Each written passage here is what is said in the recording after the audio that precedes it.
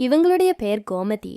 இவங்களுக்கு திருமணமாகி கிட்டத்தட்ட 3 வருஷங்கள் ஆகுது. கணவர் சொந்தமா ஒரு துணிக்கடை வச்சு ரன் பண்ணிக்கிட்டு இருக்காங்க. 3 வருஷமாகியும் நம்ம கோமதிக்கு இன்னும் குழந்தை பாக்கியம் கிடையாது. இதுக்கு காரணம் கோமதி கிடையாது. கோமதி உடல்நிலை எல்லாமே பர்ஃபெக்டா இருக்குது.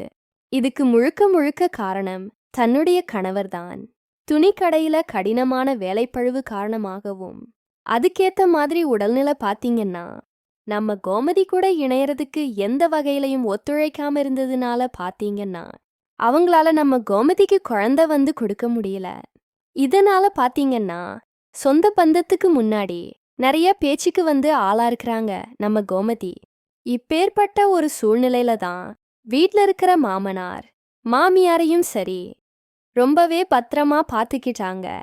ஆனா ஊர்ல 4 பேர் 4 விதமா பேசினாலும் பாத்தீங்கன்னா நம்ம வீட்ல இருக்கிற மாமனாரும் சரி மாமியாரும் சரி கோமதிய பாத்தீங்கன்னா பெருசா திட்டமாட்டாங்க. ஏன்னா நம்ம மாமனாருக்கு ரொம்ப நல்லாவே தெரியும் பையனுக்கு உடல்நிலையில கொஞ்சம் பிரச்சனை இருக்குது. அதனால தன்னுடைய மருமகளுக்கு குழந்தை கொடுக்க முடியாது அப்படிங்கிற மாதிரி கொஞ்சம் கொஞ்சம் பாத்தீங்கன்னா விஷயம் பாத்தீங்கன்னா மாமனாருக்கு தெரிய வரும். இப்படி இருக்கும்போது அவங்களையும் பெருசா திட்ட கிடையாது. ஆனா கோமதிய பொறுத்த அளவுக்கு மாமனார ரொம்ப நல்லாவே பாத்துக்கிட்டு இருந்திருக்காங்க. மாமியாரையும் சரி ரொம்ப பத்திரமாவே பாத்துக்கிட்டு இருந்திருக்காங்க. மாமனாரை பொறுத்த அளவுக்கு என்னதான் வயசா இருந்தாலும் பார்க்க நல்லா இளமையாதான் இப்ப வரைக்கும் பார்த்தன்னா இருந்துகிட்டு இருப்பாங்க. இப்படி இருக்கும்போதுதான் தனக்கு குழந்தை இல்லை. வீட்ல பாத்தீங்கன்னா கணவர் வந்த உடனே படுத்து தூங்கிடுறாங்க.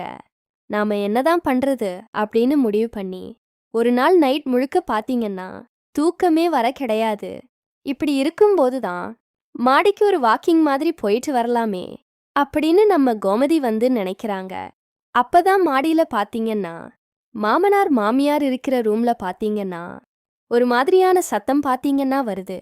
என்னடா இது, இந்த நேரத்துல இப்பேற்பட்ட சத்தமா என்னவா இருக்கும் அப்படின்னு அந்த கதவை திறந்து பார்க்கறாங்க. 2 பேருமே இளமையில எப்படி திருமணமான புதுசுல இருப்பாங்களோ அதே மாதிரி 2 பேருமே அணியமா சந்தோஷமா இருந்துகிட்டு இருக்கிறாங்க. இத பார்த்த நம்ம கோமதிக்கு மிகப்பெரிய ஒரு ஆச்சரியம். அது மட்டும் இல்லாம இத போய் பார்த்துட்டோமே அப்படின்னுட்டு கொஞ்சம் பாத்தீங்கன்னா ஒரு மாதிரியாவும் இருக்க ஆரம்பிச்சிருச்சு. மறுபடியும் கீழே பெட்ரூம்ல கணவர் பக்கத்துல தூங்கிடுறாங்க. கணவரும் பார்த்தோனா ஏற்கனவே தூங்கிட்டாங்க. இப்படி இருக்கும்போதுதான் அடுத்த நாள் தன்னுடைய மாமனாருக்கு போயிட்டு, என்ன மாமா சாப்பிட்டீங்களா, உங்க உடம்பு எப்படி இருக்கு அப்படிங்கிறாங்க. எனக்கு என்னமா குறைச்சல், எனக்குத்தான் நல்ல வாட்டஞ்சட்டமான பத்தனம். நான் இருக்கிறேனே, எனக்கு உடல்நிலையில எந்த ஒரு பிரச்சனையும் கிடையாது. டெய்லி வாக்கிங் போறேன். டேப்லெட் நான் எடுத்துக்கிறதே கிடையாது. நல்லா பாத்தீங்கன்னா வெளியில போய் சுத்துறேன். சாப்பாடு நல்லா சாப்பிடுறேன். எனக்கு எந்த பிரச்சனையும் கிடையாது. உங்க உடம்ப நீங்க பத்திரமா பாத்துக்கமா அப்படின்னு மாமனாரும் சொல்ல ஆரம்பிச்சிட்டாங்க. அடுத்த நாள் மறுபடியும் அந்த இரவு வர ஆரம்பிக்குது. மறுபடியும் பாத்தீங்கன்னா கோமதிக்கு தூக்கம் வரல. பக்கத்துல இருக்கிற கணவரும் பார்த்தோன்னா தூங்கி முடிச்சுறாங்க. இப்படி இருக்கும்போதுதான் கோமதி பாத்தீங்கன்னா மறுபடியும் மாடிக்கு போறாங்க. மறுபடியும் அந்த சத்தம் கேக்குது. மறுபடியும் அங்க நடக்கிற நிகழ்வை கண்ணுக்கு நேருக்கு நேரா பாக்குறாங்க. இப்ப பாத்தீங்கன்னா மறுபடியும் வீட்டுக்கு வந்துறாங்க. மறுபடியும் அடுத்த நாள் பாத்தீங்கன்னா இதே மாதிரி ஒரு விஷயம் பாத்தீங்கன்னா தொடர ஆரம்பிக்குது. இப்படி இருக்கும்போதுதான் கணவர் உனக்கு ஏதாவது குறை இருக்குதா, ஏன் நைட் ஆனா தூங்க மாட்டேங்கிற, இங்கிட்டு இங்கட்டும் நடக்கிற அப்படிங்கிறாங்க. என்னமோ தெரியலங்க, நீங்க தான் படுத்து தூங்கிடுறீங்க, எனக்கு தான் தூக்கம் வர மாட்டேங்குது, அதனால தான் இதுக்கும் நடந்துகிட்டு இருக்கேன் அப்படின்னு சொல்லி பாத்தீங்கன்னா சமாளிச்சுறாங்க. ஒரு பக்கம் பாத்தீங்கன்னா கோமதி பாத்தீங்கன்னா கணவர் மேல எவ்வளவுதான் பாசம் வச்சிருந்தாலும் நம்மளுக்கு அவரால நம்ம குழந்தை கொடுக்க முடியலையே அப்படிங்கிற ஏக்கம் கொஞ்சம் கொஞ்சம் பாத்தீங்கன்னா வர ஆரம்பிச்சிருச்சு. இப்பேற்பட்ட ஒரு நிலைமையில தான் மாமியார் பாத்தீங்கன்னா நம்ம கோமதியை அழைக்கிறாங்க. எனக்கு உடல்நிலை சரியில்லை, ரொம்ப பாத்தீங்கன்னா ஃபீவர் அடிக்குது, ஒரு பக்கம் சுகர் டேப்லெட்டும் பாத்தீங்கன்னா எடுத்திருக்கிறேன். நீ வந்து பாத்தீங்கன்னா தினமும் நைட் வந்து ஒரு 10 மணி 11 மணி வாக்குல உங்க மாமனாருக்கு பாத்தீங்கன்னா தினமும் பால் மட்டும் போய் கொடுத்துட்டு வந்துரு. பால் காய்ச்சி பார்த்தனா கொடுத்துட்டு வந்துரு அப்படிங்கிறாங்க. நம்ம கோமதியும் சரி அப்படியா, நான் கொண்டுட்டு போய் கொடுத்துறந்தேன் அப்படிங்கிறாங்க. இப்போதைக்கு மாமனார் மாடியில தனிமையில தான் இருக்கிறாங்க. மாமியார் கீழே இருக்கிற ரூம்ல பார்த்தனா இருக்கிறாங்க. கணவர் ஒரு பக்கம் தூங்கிட்டாரு, இந்த பக்கம் மாமியாரும் தூங்கிட்டாங்க. நைட் ஒரு 11:30 போல இருக்கும் போல. அப்பதான் பால் பாத்தீங்கன்னா சுண்ட காய்ச்சிக்கிட்டு மாடிக்கு போறாங்க. அதுவும் பாத்தீங்கன்னா தன்னுடைய மாமியாருடைய சாரிய பாத்தீங்கன்னா அணிஞ்சுகிட்டு உள்ளார போறாங்க. அப்ப வந்து பாத்தீங்கன்னா பாலை குடுக்கறாங்க. என்ன அவசரம், உடனே கிளம்புறேன் அப்படின்னுட்டு அவங்க கூட பாத்தீங்கன்னா அந்த ஒரு நிகழ்வை வந்து விடிய விடிய நடத்தி முடிச்சிடுறாங்க. ஆனா நம்ம கோமதி அந்த நேரத்துல இரவே பாத்தீங்கன்னா தன்னுடைய கணவர் ரூமுக்கு வந்துறாங்க.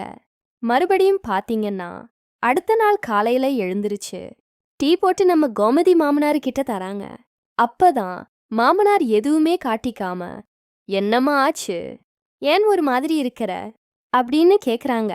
நம்ம மாமனாரும் பாத்தீங்கன்னா பெருசா காட்டிக்கல, இந்த பக்கம் கோமதியும் பார்த்தா காட்டிக்கல. இப்படி இருக்கும்போதுதான் கணவர் வந்து நம்ம கோமதி கிட்ட சொல்றாங்க, எனக்கு வந்து முக்கியமான ஒரு வேலை சம்பந்தமா நான் வெளியூர் போறேன்.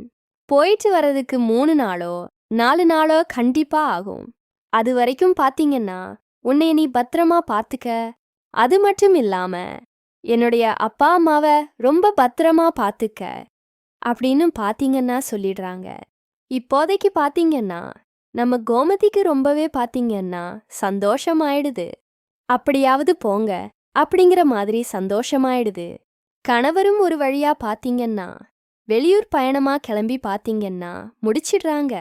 இந்த பக்கம் உடல்நிலை சரியில்லாத மாமியார் வந்து பாத்தீங்கன்னா, நான் வந்து என்னுடைய அண்ணன் வீட்டுக்கு நான் போகிறேன், அங்க முக்கியமான விசேஷம், நீ என்னுடைய கணவரை அதாவது உன்னுடைய மாமனாரை பத்திரமா பாத்துக்க, எனக்கு உடம்பு சரியில்லை, அங்க போனா அப்படின்னா கொஞ்சம் மன ஆறுதலா இருக்கும் அப்படின்னு சொல்லிக்கிட்டு மாமியாரும் பார்த்தன்னா கிளம்பிடுறாங்க. இப்ப வீட்ல இருக்கிறது 2 பேர் தான். நம்ம மறுபடியும் பாத்தீங்கன்னா நம்ம கோமதி வந்து பாலை காய்ச்சிக்கிட்டு இரவு நேரத்துல போறாங்க. அப்பதான் பார்த்தோனா மாமனார் சொல்றாங்க, நீ 2-3 நாள் வந்தது நீதான் அப்படின்னு எனக்கு ரொம்ப நல்லா தெரியும். நான் ஒரு விஷயம் சொல்றேன், புரிஞ்சுக்கங்க. என்னுடைய பையன் வந்து உடல்நிலையில கொஞ்சம் பெரிய மோசம் அடைஞ்சிருக்கிறான். அதனால அவனால பாத்தீங்கன்னா உங்களால உங்களுக்கு குழந்தை கொடுக்க முடியாது அப்படின்னு சொல்லி புரிய வைக்கிறாங்க. மறுபடியும் பாத்தீங்கன்னா தப்பு மேல தப்ப பண்றாங்க நம்ம கோமதி. கிட்டத்தட்ட 4 நாள் பாத்தீங்கன்னா எந்த அளவுக்கு உல்லாசமா இருக்க முடியுமோ அந்த அளவுக்கு அந்த மாதிரி ஒரு நிகழ்வை நடத்தி பார்த்தோனா முடிச்சுறாங்க. வெளியூர் பயணமா போன நம்ம கணவர் ஒருத்தனை வீட்டுக்கு வராங்க. வந்த உடனே தன்னுடைய மனைவி கிட்ட சந்தோஷமான முறையில ஒரு விஷயத்த பார்த்தனா சொல்றாங்க. என்ன அப்படின்னா, இவ்வளோ நாளா நான் வந்து உன் பக்கத்துல கூட நெருங்க கிடையாது. எல்லா பொண்ணுங்களுக்கும் திருமணமான உடனே குழந்தை வேணும் அப்படிங்கிற எண்ணம் அதிகமாவே இருக்கும். நான் உனக்கு அந்த பாக்கியத்தை நான் வந்து கொடுக்கல. இதுக்கப்புறம் அப்படி கிடையாது. உன் கூட நெருங்கி பழங்கி சந்தோஷம் அடைஞ்சு அடுத்த 1 வருஷத்திலேயே குழந்தை கொடுக்க வேண்டிய பொறுப்பு என்னுடைய பொறுப்பு. நீ நினைக்கிற மாதிரி முக்கியமான ஆபீஸ் வேலையா நான் வெளியூருக்கு போக கிடையாது. எனக்கு உடல்நிலையில மிகப்பெரிய அளவுல மோசம் இருக்குது. அத வந்து பாத்தீங்கன்னா ஒரு நாட்டு மருந்து மூலயமா நான் சரி பண்ணிட்டேன். இப்போதைக்கு நான் எல்லா விஷயத்திலையும் பாத்தீங்கன்னா கிளியரா இருக்கிறேன் அப்படிங்கிற மாதிரி சந்தோஷமான ஒரு விஷயத்த பாத்தீங்கன்னா சொல்றாங்க. ஒருவேளை உன் இடத்துல வேற ஒரு பொண்ணு இருந்துச்சு அப்படின்னா கண்டிப்பா என்னைய விட்டுட்டு எப்பவோ போயிருப்பா. ஆனா நீ எனக்கு உண்மையாவே இருக்கிற, இவ்வளவு பாசமாவே இருக்கிற அப்படின்னுட்டு ஓப்பனா சொல்றாங்க. அப்பதான் பாத்தீங்கன்னா நம்ம கோமதி ஒரு விஷயத்த புரிஞ்சுக்கிறாங்க. நம்ம கணவர் வந்து இவ்வளவு பாசமா இருக்கிறாங்க, தான் உடல்நிலையில பிரச்சனை இருக்குது அப்படிங்கிறதை ஓப்பனாவும் சொல்றாங்க. அதை இப்போதைக்கு சரி பண்ணி வந்துட்டேன், இதுக்கப்புறம் நான் வந்து உன்னைய சந்தோஷமா வச்சுக்கிறேன் அப்படிங்கிறதையும் ஓப்பனா சொல்றாங்க. ஆனா நாம தான் வந்து பாத்தீங்கன்னா தேவையில்லாம தப்பு மேல தப்பு பண்ணிட்டோமே அப்படின்னு மன உளைச்சலுக்கு பார்த்தனா ஆளாக பார்த்தனா ஆவுறாங்க. அதுக்கப்புறமா பாத்தீங்கன்னா நடந்தது நடந்துருச்சு. இதுக்கப்புறம் எதுவும் மாற்ற முடியாது. இதுக்கப்புறமா பாத்தீங்கன்னா தன்னுடைய கணவருக்கு உண்மையா இருக்கணும் அப்படின்னு முடிவு பண்றாங்க. அந்த பக்கம் இருக்கிற மாமனாரும் சரி, தன்னுடைய மருமகளுடைய செயல்பாடை பார்த்து நம்ம வந்து ஒதுங்கிக்கலாம். அவங்க 2 பேரும் பாத்தீங்கன்னா சந்தோஷமா வாழ்ந்தா அதுவே போதும் அப்படின்னு அவங்க ஒதுங்கிக்கிட்டாங்க. சொல்லி வச்ச மாதிரி 2 பேருமே சந்தோஷமான வாழ்க்கைய வாழ்ந்து அடுத்த 1 வருஷத்திலேயே பாத்தீங்கன்னா ஒரு அழகான ஆண் குழந்தைய பெத்தெடுக்க வந்து ஆரம்பிக்கிறாங்க. அந்த குழந்தையும் மாமனார் மாமியார் ரொம்ப பத்திரமா பாத்துக்க வந்து ஆரம்பிக்கிறாங்க. கணவருக்கு நம்ம கோமதி மேல இருக்கிற பாசம் இன்னும் ஒரு படி மேல போயிடுச்சு. மனைவி பாத்தீங்கன்னா எந்த ஒரு சூழ்நிலையிலையும் பாத்தீங்கன்னா கணவரை விட்டு தந்துடக்கூடாது, அவரை பத்திரமா சந்தோஷமா பார்த்துக்கணும் அப்படிங்கிற இடத்துக்கு வந்துட்டாங்க. இத பத்தி நீங்க என்ன நினைக்கிறீங்க அப்படிங்கறத உங்களுடைய கருத்துக்களை கீழே இருக்கிற கமெண்ட் செக்ஷன்ல